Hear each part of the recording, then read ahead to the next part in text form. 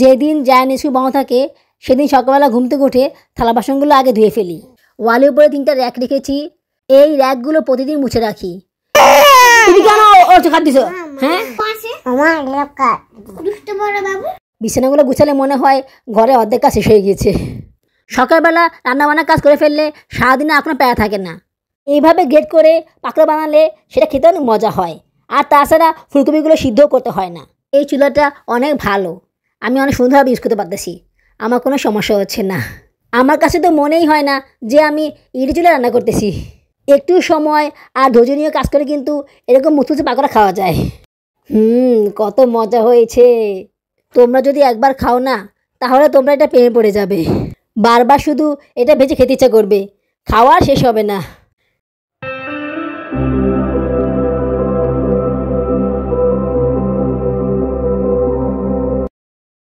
সকালে উঠে দেখি সিঙ্কের এই অবস্থা। এখন সকাল 8টা বাজে, থালা বাসন সব জমে আসে, এগুলো তাড়াতাড়ি করে ধুয়ে ফেলতে হবে। যেদিন জায়ান স্কুল বন্ধ থাকে সেদিন সকালবেলা ঘুম থেকে উঠে থালা বাসনগুলো আগে ধুয়ে ফেলি, তারপর অন্যান্য কাজগুলো সেরে নেই। আসসালামু আলাইকুম, আমার চ্যানেলে এবং পেজে তোমাদের সবাইকে স্বাগতম জানাচ্ছি। তোমরা সবাই কেমন আছো? আশা করি আল্লাহর রহমতে ভালোই আছো। আমিও ভালো আছি আলহামদুলিল্লাহ। দেশে এবং বিদেশ থেকে যারা আমার ভিডিওটি দেখেছো তাদের সবাইকে জানাই আমার পক্ষ থেকে আন্তরিক অভিনন্দন ও ভালোবাসা। নতুন আরও একটি ব্লগ নিয়ে আবার তোমাদের সামনে হাজির হলাম। সকালবেলা ঘুম থেকে উঠে কিচেনে গেলাম কাজ করার জন্য, আর তখনই জুনায়না কান্নাকাটি শুরু করে দিল।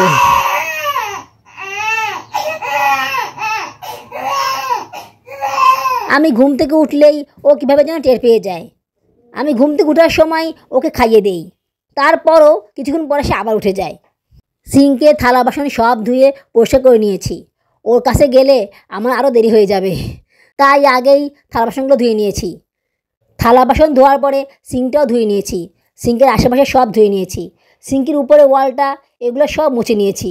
এইটা আসলে আমার খুব পছন্দের একটা জায়গা, আমি প্রতিদিনই এই ওয়ালটা সাফ করে রাখি।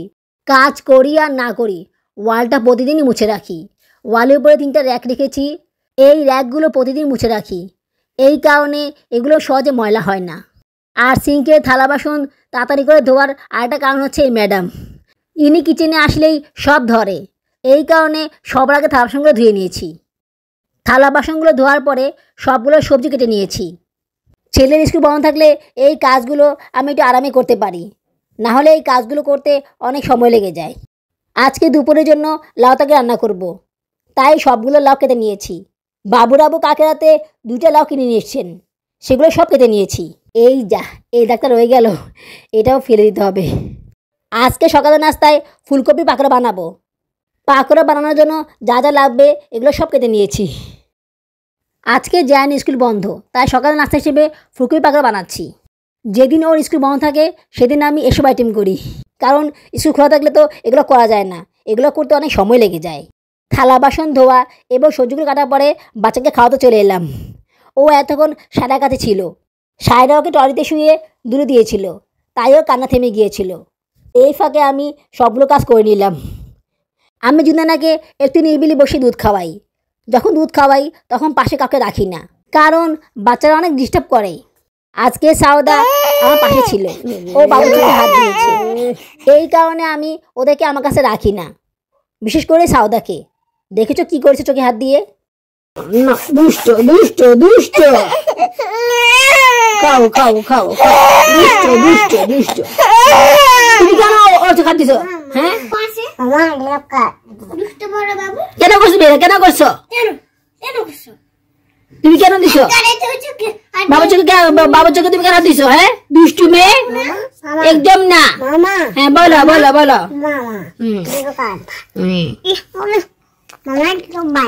আচ্ছা ঠিক আছে, দেবো না না। শুনলা কি বলে?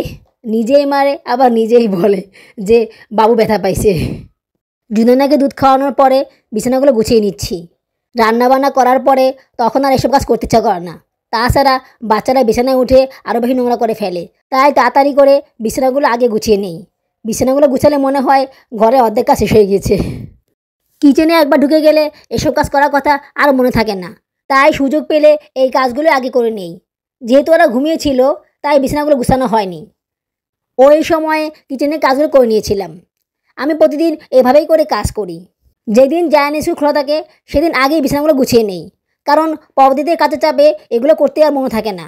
আর যাওয়ার সময় করতে গেলে অনেক বেশি দেরি হয়ে যায়। জুনানাকে ট্রলিতে শুয়ে দিয়েছি, ও বাচ্চাদের সাথে এই রুমে থাকবে আর আমি কিচেনে কাজগুলো করে নিব। আমি এখনও নাস্তা করিনি, বাচ্চারাও নাস্তা করেনি। সকালবেলা নাস্তা করলে আমি পরে আর কোনো কাজ করতে পারি না, তখন অনেক বেশি আলসামি লাগে আর খুব ক্লান্ত লাগে। এই কারণে আমি সব সময় সকালবেলাই দুপুর রান্নাটা সেরে তারপর নাস্তা বানাই। অনেকে আসে সকালবেলা নাস্তা করে তারপর দুপুর রান্নার আয়োজন করে, এটাই নিয়ম, কিন্তু আমি এটা করতে পারি না। সবাই তো আর সব কিছু করতে পারে না। সকালবেলা নাস্তা খাওয়ার পরপরই ইচ্ছা করে একটু রেস্ট নেই, ওই একটু রেস্ট নিতে গিয়েই আমার অনেক দেরি হয়ে যায়। তারপরে দুপুর রান্না করতে গেলে আরও বেশি দেরি হয়ে যায়। তার মধ্যে আবার থাকে না গ্যাস। যদিও আমি ইলেকট্রিক চুলা কিনেছি, তারপরও সব কাজ তো আর এক চুলায় করা যায় না। গ্যাসের চুলারও কিছুটা হেল্প লাগে, কম গ্যাস হলেও চলে, কিন্তু ওই সময় ওই গ্যাসটুকুও থাকে না। তাই চেষ্টা করি সকালবেলায় দুপুর রান্নাটা সেরে নিতে।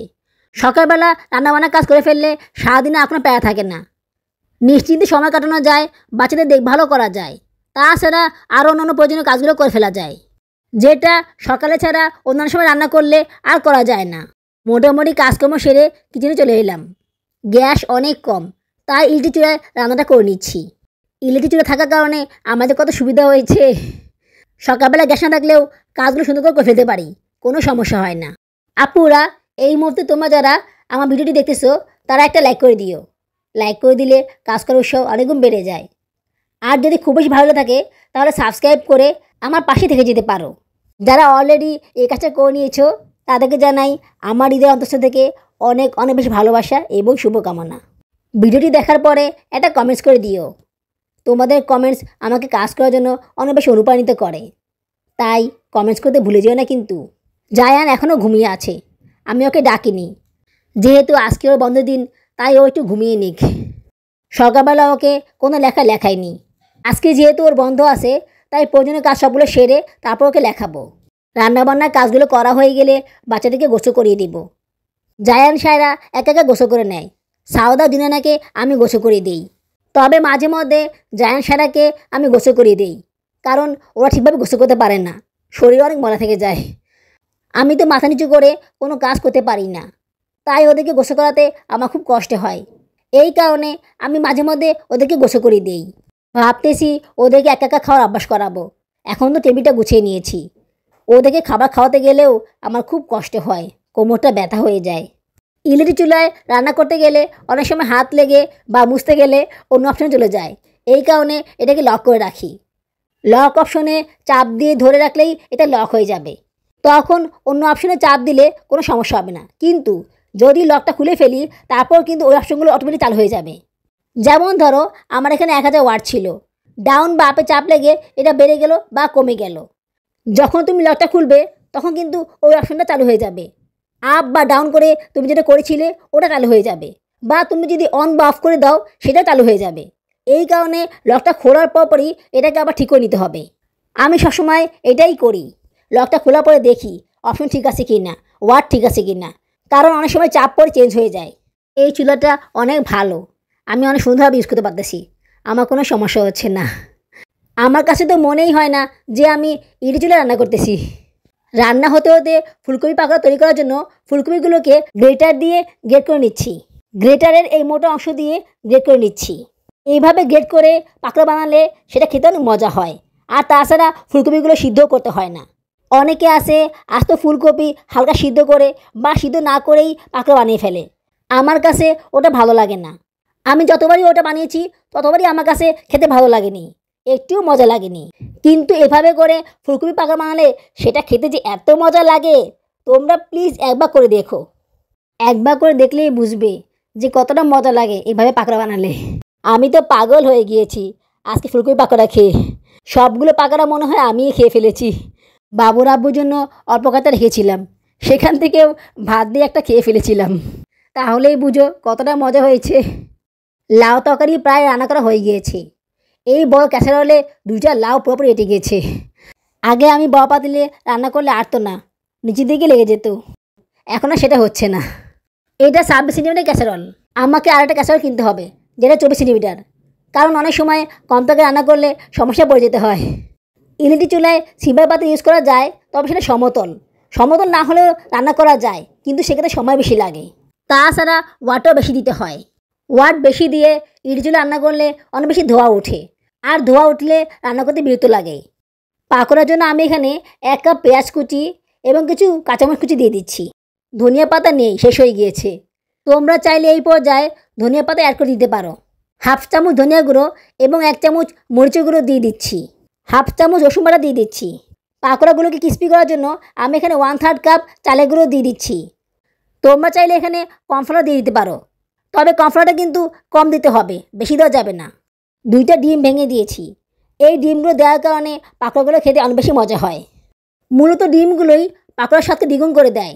এখন এগুলোকে ভালোভাবে মেখে নিচ্ছি। যত বেশি ডিম দিবে পাকোড়াগুলো খেতে তত বেশি ভালো লাগবে। আমি এখানে মাঝারি সাইজের একটি ফুলকপি নিয়েছি, সেই অনুপাতে ডিম দুটো ঠিক আছে। এখন এখানে অল্প অল্প করে বেসন দিয়ে দিচ্ছি। বেসনগুলো কিন্তু একেবারে দেওয়া যাবে না, অল্প অল্প করে দিতে হবে। অনেকে এখানে আটা ইউজ করে, আটাও দেওয়া যাবে, কিন্তু বেসন দিলে এটা স্বাদটা বেশি হবে, আর বায়ান্ডিসটাও সুন্দরভাবে হয়ে যাবে। মাখতে মাখতে যখন মনে হবে এগুলো ভারী হয়ে গিয়েছে বা একটু শক্ত হয়ে গিয়েছে, দলাগুলো হাতে মুঠো করে নেওয়া যাচ্ছে, তখনই বুঝবে এটা মাখানো হয়ে গিয়েছে। আমি কিন্তু এখানে লবণ দিয়েছি, তোমাদেরকে বলতে ভুলে গিয়েছিলাম। এই সময় তোমরা লবণটা একটু চেক করে নিবে। গতবারে বাঁধাকপি পাকোড়া করার সময় আমি লবণটা চেক করিনি, যার কারণে লবণ একটু বেশি হয়ে গিয়েছিল। লাউ তরকারি রান্না করা সম্পূর্ণ হয়ে গিয়েছে। এখন আমি এখানে তেলে করে বসিয়ে দিয়েছি। 2 চামচ তেল পাকোড়ায় দিয়ে দিলাম। এভাবে করে গরম তেলে একটু পাকোড়ায় দিলে পাকোড়াগুলো খেতে মুচমুচে হয়। গরম তেলের সাথে পাকোড়া বাইন্ডিসগুলো ভালোভাবে মেখে নিচ্ছি। আমি যখন ভয়েস দেই তখন তো পাকোড়াগুলো খাওয়া শেষ হয়ে গিয়েছে। এখন ভিডিও দেখে আমার আবার খেতে ইচ্ছা করতেছে। ফুলকপি তো কিনে আনাই যায়, কিন্তু বেসনের দাম বেশি। বাবুরাবাকে অনেক বলার পরে উনি বেসন কিনে নিয়ে এসেছেন, সেগুলো খাওয়া হয়ে গিয়েছে। এখন আবার বানাতে হলে বেসন কিনে আনতে হবে। বেসন ছাড়া এই পাকোড়াগুলো খেতে একটুও ভালো লাগে না, বেসন দিয়ে খেতে অনেক বেশি মজা লাগে। তেলটা কিন্তু খুব বেশি গরম করতে হবে না, মিডিয়াম গরম করতে হবে। মিডিয়াম তেলের মধ্যে আমি পাকোড়াগুলো দিয়ে দিয়েছি। আমি এবে থুবে করে দিয়ে দিয়েছি। তোমরা চাইলে তোমাদের ইচ্ছা মতো শেপ দিয়ে দিতে পারো, আমার কাছে এভাবেই খেতে বেশি ভালো লাগে। দেখো ওয়াটার সরষে করে দিয়েছি, সরষে দেওয়াটা ঠিক আছে। এই হিটে পাকোড়াগুলো সুন্দরভাবে হয়ে যাবে। তোমরা চাইলে হিটটা আরও একটু কমিয়ে দিতে পারো, সেক্ষেত্রে সময় বেশি লাগবে। এই কড়াইটা অনেক ভালো, এই কড়াইতে ভাজা পোড়া কাজ করতে অনেক ভালো লাগে, কোনো সমস্যা হয় না, নিচের দিকে লেগেও যায় না, আর সুন্দরভাবে ফ্রাইও করা যায়। ভাবতেছি টাকা হলে এরকম আরেকটা ফ্রাই প্যান কিনে নিব। ফ্রাই প্যান আসলে অনেক বেশি কাজে লাগে, একটা দিয়ে আসলে হয় না, 2টা হলে ঠিকভাবে হয়। কিন্তু দামও তো অনেক, একটা ফ্রাই প্যানের দাম 1000 নিচে তো নয়ই, 1000 টাকার বেশিও দেওয়া লাগবে। সিঙ্গেল কিনলে দাম বেশি হয়। সেদিন পুরা নিউ মার্কেট ঘুরে আমি এটাই দেখলাম, সিঙ্গেলগুলো কিনলে দাম বেশি রাখে ওরা, আর যদি সে কেনা হয় তাহলে দাম কমিয়ে রাখে। আবার বিভিন্ন কালারের সেট পাওয়া যায়, সিঙ্গেল কিন্তু বিভিন্ন কালারে পাওয়া যায় না, এক এক সময় এক একটা কালারে পাওয়া যায়। নিজের পছন্দ মতো সিঙ্গেল কোনো হাঁড়ি কেনা অনেক কষ্টকর হয়ে যায়, সহজে পাওয়া যায় না, অনেক বেশি ঘুরতে হয়। পাকোড়াগুলোকে বাদামি করে ভেজে নিয়েছি। আমার কাছে বাদামি করে খেতে বেশি ভালো লাগে। এগুলো কিন্তু ভাজতে মোটামুটি ভালোই সময় লেগেছে। প্রথম পার্টটা হয়ে গেলে পরের পার্টটা ভাজতে বেশি সময় লাগে না। বানিয়ে ফেললাম দারুণ মজাদার ফুলকপি পাকোড়া। দেখো দেখতে কতটা মুচমুচে হয়েছে আর ইয়ামি হয়েছে। আমার তো এখনই আবার খেতে ইচ্ছা করতেছে। এখন আর খাওয়া যাবে না, ছেলে স্কুল খোলা। স্কুল খোলা হলে এগুলো করি না, কারণ এগুলো করতে অনেক সময় লেগে যায়। স্কুল বন্ধ হলেই ভাজা পড়ার কাজগুলো করে নেই। একটু সময় আর ধৈর্য নিয়ে কাজ করে কিন্তু এরকম মুচমুচে পাকোড়া খাওয়া যায়। আমার তো আর তর্স ছিল না, আমি একটা খেয়ে নিলাম। কত মজা হয়েছে। তোমরা যদি একবার খাও না তাহলে তোমরা এটা প্রেমে পড়ে যাবে, বারবার শুধু এটা ভেজে খেতে ইচ্ছা করবে, খাওয়া শেষ হবে না। দেখো ভিতরটা কত পাতলাভাবে হয়ে গিয়েছে, একটুও কাঁচা নেই। মজা করে পাকোড়া খাচ্ছি আর তোমাদেরকে দেখাচ্ছি, তোমাদেরকে লোভ দেখাচ্ছি। খেতে কিন্তু অসম্ভব মজা হয়েছে, অনেক অনেক মজা হয়েছে, কি বলবো তোমাদেরকে আমি। অনেক গরম, খেতে কষ্ট হচ্ছে, তারপরেও খাচ্ছি। তোমরা কিন্তু বাসায় অবশ্যই এটা ট্রাই করে দেখবে, আর আমাকে বলবে কেমন হয়েছে খেতে। অনেক ক্ষুধা পেয়েছিল, তাই তাড়াতাড়ি করে কয়েকটা পাকোড়া খেয়ে নিলাম। ওদিকে বাচ্চারা পাকোড়া খাওয়ার জন্য বসে আছে, গরম গরম তো ওরা খাবে না, তাই একটু অপেক্ষা করতেছি। দেখো আমার চোখটা আরও লাল হয়ে গিয়েছে, কিন্তু কোনো কাজ হচ্ছে না। রাতের বেলা হলেই চোখ দিয়ে পানি পড়ে, আর সকালবেলা ঘুম থেকে উঠলে চোখে কেতো জমে যায়, চোখ মেলতেই পারি না। বেশি গরম থাকার কারণে বাচ্চারা খেতে পারতেছে না, আমি তো খেয়েই যাচ্ছি। সস নেই, সস ছাড়াই এটা খেতে বেশি ভালো লাগে, সস লাগে না। জায়ানকে নিয়ে যে কী করবো, জায়ান পাকোড়া খেতেই চায় না, ওকে জোর করে খাওয়াতে হয়। সারা মজা। আজ এইটুকুই। আমার আজকের ব্লগটি তোমাদের কাছে কেমন লেগেছে আমাকে অবশ্যই কমেন্টস করে জানাবে। আগামী ব্লগে দেখা হবে। সেই পর্যন্ত তোমার সাথে ভালো থেকো, সুস্থ থেকো, আমার জন্য দোয়া করো, আমার বেবিদের জন্য দোয়া করো। আল্লাহ হাফিজ।